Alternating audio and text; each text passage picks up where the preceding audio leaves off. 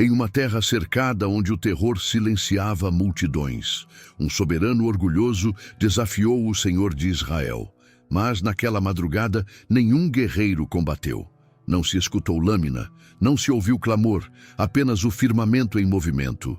185.000 soldados tombaram e ninguém presenciou como. Porque quando você não encontra caminho, Deus ainda está combatendo por você.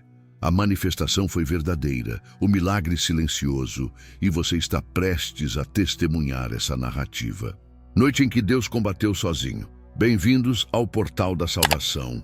Antes de começarmos, se inscreva aqui no canal, ative o sininho das notificações e permaneça até o final, porque há um ensinamento transformador reservado para você.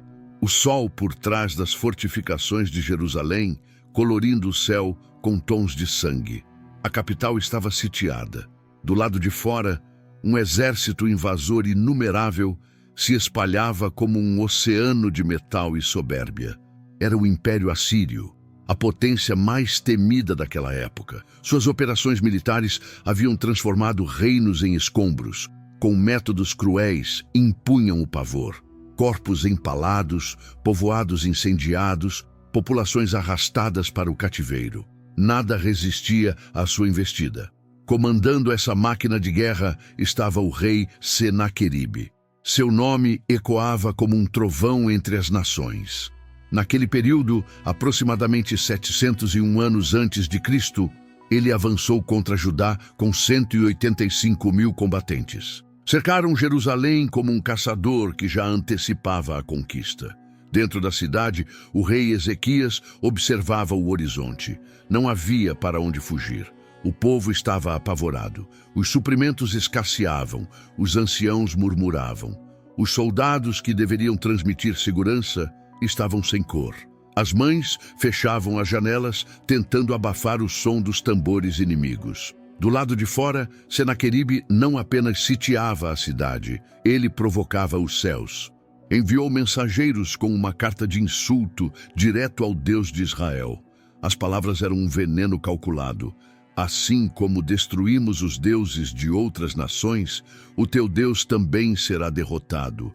Jerusalém será como as demais, reduzida a pó. A blasfêmia foi pública.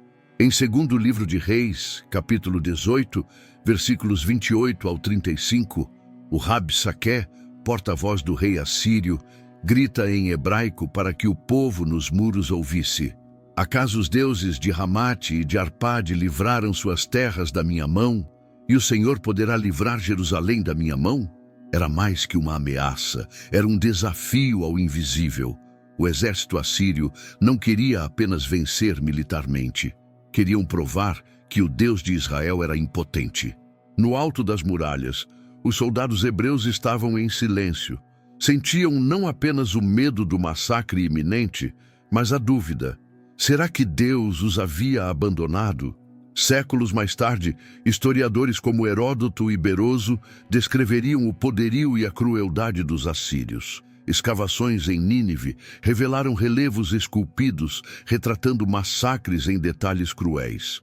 Soldados degolados, prisioneiros acorrentados, cidades arrasadas. Tudo correspondia às descrições bíblicas. O terror não era exagero, era histórico. Jerusalém estava aparentemente sozinha, mas o verdadeiro movimento não começou com exércitos, começou com um coração quebrantado. Enquanto as muralhas tremiam do lado de fora, algo diferente acontecia por dentro. Não se ouviam planos militares, nem gritos de guerra. Ouviu-se apenas um silêncio sagrado. Ezequias não levantou espada. Ele subiu ao templo.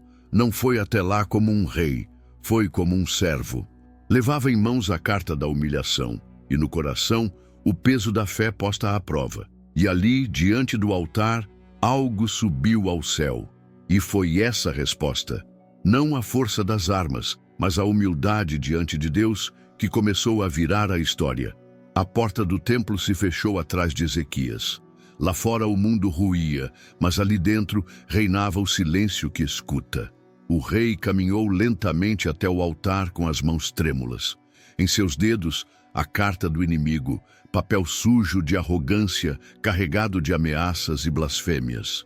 Ele não a rasgou, não gritou, não chamou seus conselheiros. Ezequias fez algo que poucos reis teriam coragem de fazer. Depositou a carta diante de Deus.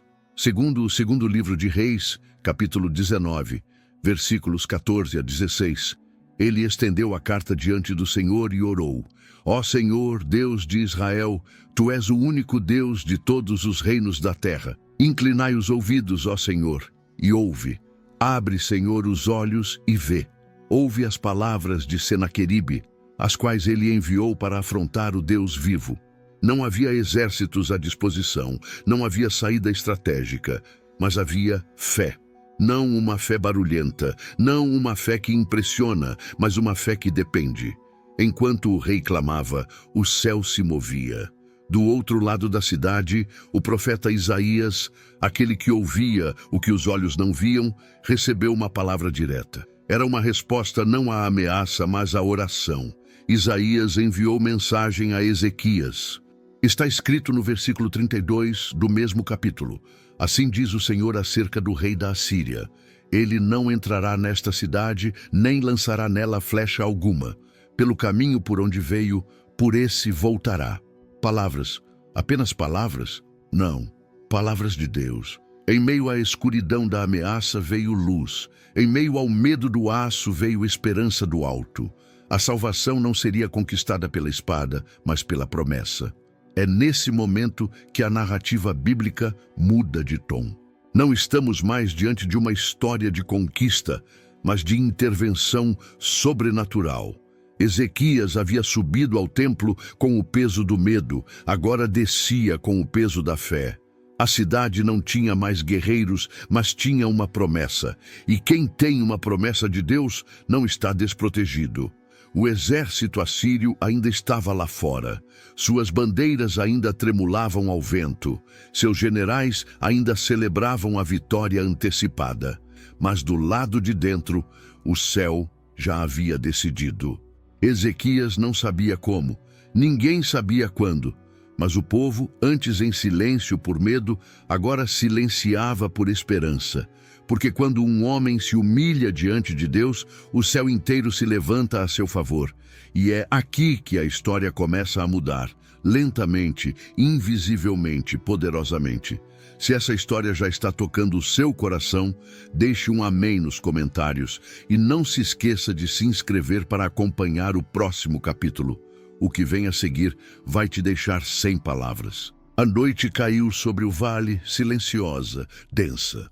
Um manto escuro cobriu o acampamento assírio, onde 185.000 soldados dormiam com o orgulho de quem já se vê vitorioso. Nenhum deles imaginava que estavam diante da última madrugada de suas vidas. Não houve trovões, nenhuma chuva, nenhum terremoto. A terra permaneceu imóvel, mas o céu se moveu. O texto sagrado no segundo livro de Reis, capítulo 19, versículo 35, diz: Sucedeu, pois, que naquela mesma noite saiu o anjo do Senhor e feriu no arraial dos assírios 185.000. E quando se levantaram os restantes pela manhã, eis que todos estes eram corpos mortos. Não se ouve uma espada, nenhum grito, nenhum som de batalha, somente o silêncio. Imagine a cena. Os ventos que varrem o vale naquela noite são diferentes. Há uma quietude sagrada no ar. Um sopro percorre as tendas dos soldados. As tochas continuam acesas. As armaduras brilham ao luar, mas as almas se esvaem. Não se descreve como aconteceu. O texto bíblico não revela o método, não mostra como o anjo do Senhor agiu. E talvez seja justamente esse o ponto. O céu não precisa de testemunhas para provar seu poder. É como se o próprio Deus dissesse: você não precisa entender, basta confiar. Arqueólogos encontraram registros assírios com uma lacuna enigmática na campanha contra Jerusalém. Enquanto os relatos de outras conquistas são detalhados e triunfantes, no caso de Judá, há silêncio. Historiadores como Donald Wiseman e E. A. Wallace Budge destacam essa ausência. O rei Senaqueribe simplesmente voltou para Nínive sem explicação, derrotado, mas não em campo de batalha. A Assíria, invencível até então, tropeçou não em lanças, mas no invisível. No dia seguinte, ao amanhecer, os sentinelas de Jerusalém sobem aos muros. Esperam ver movimentação, cerco, ameaças, mas não veem nada, somente corpos, milhares. Um silêncio sobrenatural paira sobre o vale. Ninguém entende, mas todos sabem. O povo que havia se encolhido de medo agora se ajoelha ali em reverência. O terror dá lugar ao assombro sagrado. A cidade não foi salva por arqueiros nem por muralhas. Foi o céu que lutou por eles. O anjo do Senhor veio como o vento, passou como um sopro e deixou um rastro de justiça que ninguém viu chegar. Senaqueribe, o rei que desafiou o Deus vivo, foge em silêncio. Retorna humilhado para seu palácio e ali mesmo é morto por seus próprios filhos. Um fim digno para quem ergueu a voz contra o Altíssimo. Segundo livro de Reis, capítulo 19, versículo 37. Essa noite que começou como qualquer outra, entrou para a eternidade como o momento em que o céu tocou a terra. É aqui que percebemos: o maior poder de Deus não está no que Ele mostra, mas no que Ele faz sem ser visto. Fique conosco até o final, porque o que vem a seguir traz uma revelação que vai te surpreender. Quem era aquele que passou durante a noite sem levantar poeira, sem provocar gritos, e ainda assim deixou 185.000 homens mortos? A Bíblia o chama de o Anjo do Senhor, mas esse título carrega um mistério. Não é apenas mais um mensageiro celestial, não é um querubim comum. Esse anjo, ao longo das Escrituras, aparece com autoridade divina, recebendo adoração, falando como o próprio Deus, agindo como se fosse o Senhor em forma visível. Em Êxodo, capítulo 3, versículo 2, Moisés encontra esse anjo numa sarça ardente. O texto diz: "E apareceu-lhe o anjo do Senhor em uma chama de fogo no meio de uma sarça." Mas logo depois, é o próprio Deus quem fala: "Eu sou o Deus de teu pai, o Deus de Abraão, o Deus de Isaque e o Deus de Jacó." O anjo e Deus são mencionados quase como um só. Não se trata de um simples servo, mas de uma manifestação do próprio Eu Sou. Em Juízes capítulo 6, o mesmo anjo aparece a Gideão. E em Zacarias capítulo 3, ele está no centro de uma batalha espiritual, repreendendo Satanás, sempre agindo como autoridade máxima, com poder de julgamento e de salvação. Muitos estudiosos, como o renomado teólogo Walter C. Kaiser Jr., defendem que esse anjo do Senhor é uma manifestação pré-encarnada de Cristo, o Filho presente desde o princípio, agindo em nome do Pai, intervindo na história antes mesmo de nascer em Belém. E isso muda tudo. Naquela noite em Jerusalém, não foi apenas um mensageiro que visitou o acampamento inimigo. Foi o próprio Deus, disfarçado em silêncio, exercendo juízo com precisão perfeita. Um guerreiro invisível que não precisa de armas humanas nem de luzes dramáticas. Ele simplesmente age. O Salmo 91 já previa: 1.000 cairão ao teu lado e 10.000 à tua direita, mas tu não serás atingido. Esse salmo não fala de sorte, fala de proteção divina invisível. Quantas vezes na história da humanidade esse guerreiro silencioso já passou? Quantas vezes ele já impediu o acidente, apagou o incêndio, desviou a bala sem que ninguém soubesse? A Bíblia ali é clara.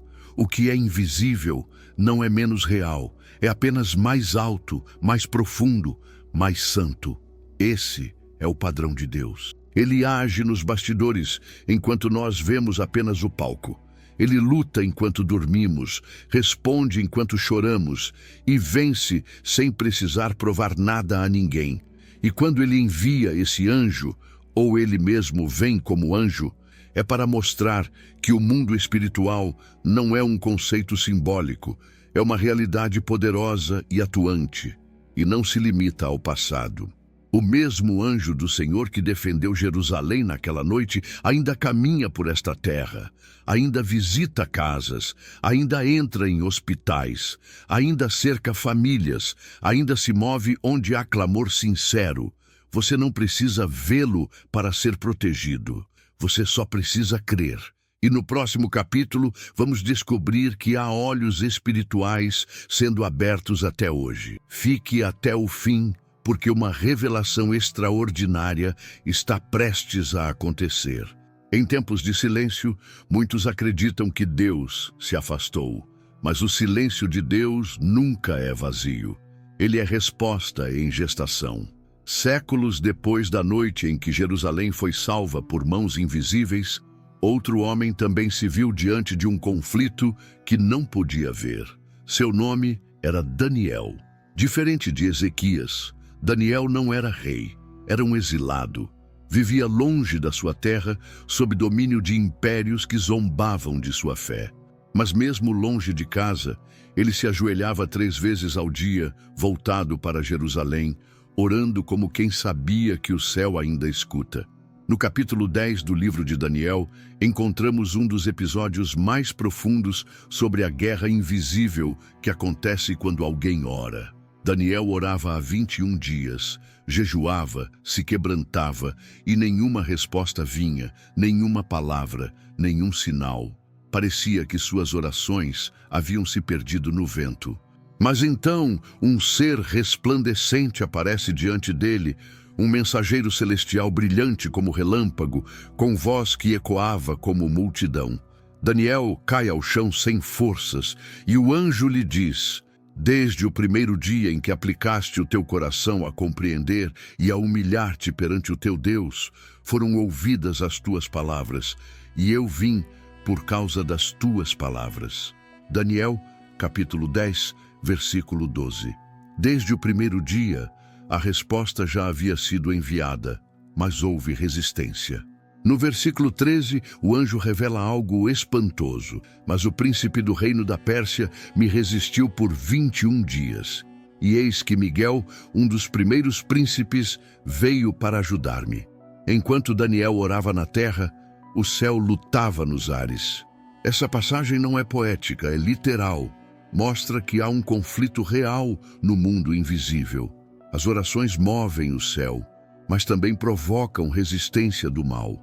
E Deus, em sua sabedoria, permite esse atraso não por ausência, mas por propósito. Demora não é silêncio, é estratégia celestial. O anjo só chega a Daniel quando o tempo está completo, quando a resistência foi vencida. E o que Daniel entende naquele momento é que a oração verdadeira nunca é ignorada. Ela é respondida no invisível antes de ser vista no visível. Esse capítulo não fala de milagres instantâneos, fala de perseverança na fé, de confiar não porque sentimos, mas porque conhecemos o caráter de quem prometeu. Quantas orações você já fez que pareciam não passar do teto? Talvez já tenham passado, talvez já tenham sido respondidas e talvez estejam neste exato momento sendo protegidas por anjos que você nunca verá com os olhos, mas que o céu já enviou em sua direção. O próximo capítulo trará olhos que se abrem e uma visão que muda tudo. Fique conosco, porque o que há para ver não é para todos. O sol ainda não havia nascido quando o servo acordou Eliseu com os olhos arregalados de pavor. "Meu senhor, que faremos?" gritou ele tremendo. Lá fora, um exército inimigo cercava a cidade. Homens, cavalos, carros de guerra por todos os lados. Não havia saída. A cidade de Dotã estava completamente rodeada. Eliseu se levantou com calma, sem desespero, sem correr. Ele olhou para fora, viu o mesmo que o servo viu, mas viu algo a mais. O servo, porém, só enxergava o mundo físico.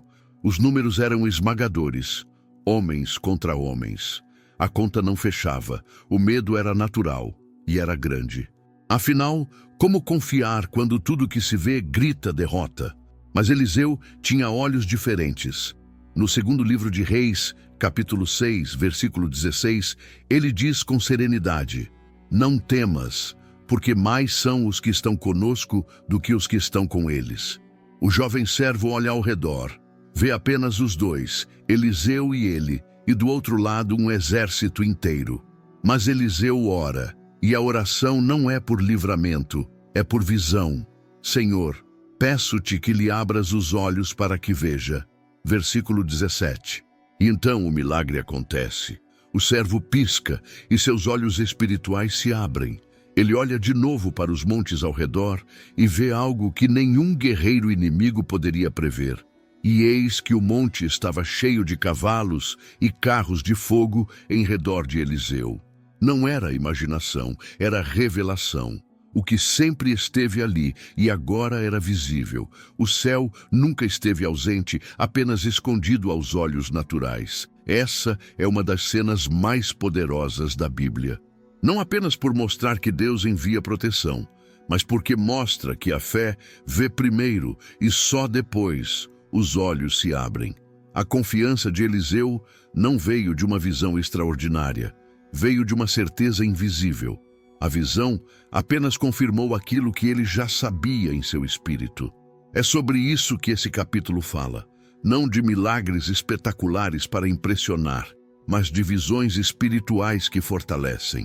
Nem todos verão cavalos de fogo, nem todos terão olhos abertos como aquele servo, mas todos podem escolher confiar. Confiar que mesmo quando os montes estão tomados pelo inimigo, há uma proteção mais alta, mais forte, mais presente. Os carros de fogo não destruíram o exército inimigo, ao menos não visivelmente, mas eles anularam o medo. E isso por si só foi um milagre, porque quando você entende que o céu está ao seu redor, você para de lutar com pavor e começa a viver com paz. Nem todo milagre vem acompanhado de fogo. Nem toda intervenção divina deixa rastros no chão. Há momentos em que Deus age sem que ninguém perceba, e mesmo assim muda tudo. Há algo de profundamente sagrado nos gestos de Deus que não fazem barulho. Eles não aparecem nos jornais, não ganham testemunhos públicos, não emocionam multidões em templos, mas acontecem, discretos, precisos, eternos. Quantas vezes um carro freou a tempo? Quantas vezes um médico olhou para os exames e disse, não sei explicar, mas a doença sumiu. Quantas vezes alguém decidiu voltar por outro caminho e evitou o pior sem jamais saber disso? Quantas vezes você sentiu paz numa noite em que não havia razão alguma para sentir? Esses são os milagres do silêncio. A Bíblia está repleta desses momentos velados. Em Salmos, capítulo 34, versículo 7, está escrito, o anjo do Senhor acampa-se ao redor dos que o temem e os livra. Mas esse livramento muitas vezes não será visto, nem mesmo pelo que foi livrado. Ele apenas viverá, e viver em si já será um milagre. Há também o que acontece enquanto dormimos. Em Salmos, capítulo 127, versículo 2, lemos, aos seus amados ele o dá, enquanto dormem. A cura que acontece à noite, a resposta que chega no descanso, a porta que se abre no dia seguinte sem que houvesse força humana capaz de abri-la. Deus está no terremoto, sim, mas também está na brisa suave. Quando o profeta Elias se esconde numa caverna em crise, esperando um sinal de Deus, o Senhor não aparece no vento forte, nem no fogo, nem no tremor da terra. Ele vem num sopro. Primeiro livro dos Reis, capítulo 19.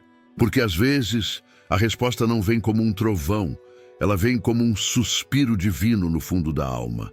É fácil confiar quando o mar se abre, mas é fé verdadeira quando o milagre vem sem cena, sem clímax, sem testemunhas. A vida é cheia de momentos em que Deus nos protege do que nunca saberemos que existiu. Talvez você ache que ele está em silêncio, mas e se nesse exato instante ele estiver agindo justamente porque você orou há dias, meses ou anos atrás? E se o atraso for na verdade uma precisão eterna desenhada por alguém que enxerga o que você ainda não pode ver? Não subestime o céu só porque não houve espetáculo. Milagre não precisa de plateia, precisa de fé. E é por isso que no próximo capítulo você vai descobrir que mesmo quando tudo parece perdido, o céu ainda luta por você. Já se inscreveu? Se ainda não, essa é a hora. Se inscreva, deixa o like e comenta aqui embaixo como Deus já te alcançou no silêncio. Você que está ouvindo essa história talvez tenha se sentido como Jerusalém, cercado, sem saída, com as forças esgotadas. Talvez esteja enfrentando uma batalha onde o inimigo não dorme, onde as ameaças parecem mais reais que as promessas. Talvez você já tenha orado e o céu tenha parecido silencioso. Talvez você tenha dobrado os joelhos esperando uma resposta, mas o que veio foi o eco da própria angústia. Se sim, escute com atenção o que vem agora, porque essa história não terminou nos tempos bíblicos. Ela ainda acontece. Você que ora e ainda não viu, você que se sente cercado, você que vive noites escuras sem respostas, saiba, o céu ainda luta por você. O mesmo Deus que fez o anjo passar no acampamento inimigo sem ser visto, ainda passa. O mesmo que abriu os olhos do servo de Eliseu ainda abre. O mesmo que ouviu Daniel desde o primeiro dia, ainda escuta cada palavra que você diz no secreto, porque Deus não age só quando faz barulho. Ele age quando você dorme. Ele age quando você chora. Ele age quando você pensa que ele se calou. O que ele faz no oculto sustenta a sua vida no visível. Você não vê, mas a mão dele está ali. Você não escuta, mas a voz dele ainda guia. Você não entende, mas o plano continua em curso. Deus não deixou de lutar por você só porque o cenário não mudou ainda. O silêncio de Deus não é abandono, é estratégia. É o intervalo entre a oração e o milagre. É o tempo em que ele treina sua fé, molda sua alma, prepara o terreno, porque o que ele faz quando ninguém vê, sustenta o que todos verão depois. E quando chegar o tempo, e chegará, você entenderá que não foi esquecido nem por um segundo. Então, levante a cabeça, continue orando, continue confiando, continue esperando, porque enquanto você vive a sua rotina, enquanto você acorda, trabalha, enfrenta, enquanto você dorme, os anjos ainda descem. Eles continuam vindo, continuam cercando sua casa, continuam protegendo seus filhos, continuam fazendo o que você não pode fazer. Você não está só. O céu não desistiu de você. E se você chegou até aqui, não é por acaso, é porque essa mensagem precisava te encontrar. Se inscreva no canal, deixe o seu like e compartilhe essa mensagem com alguém que precisa saber. Deus ainda luta por ele.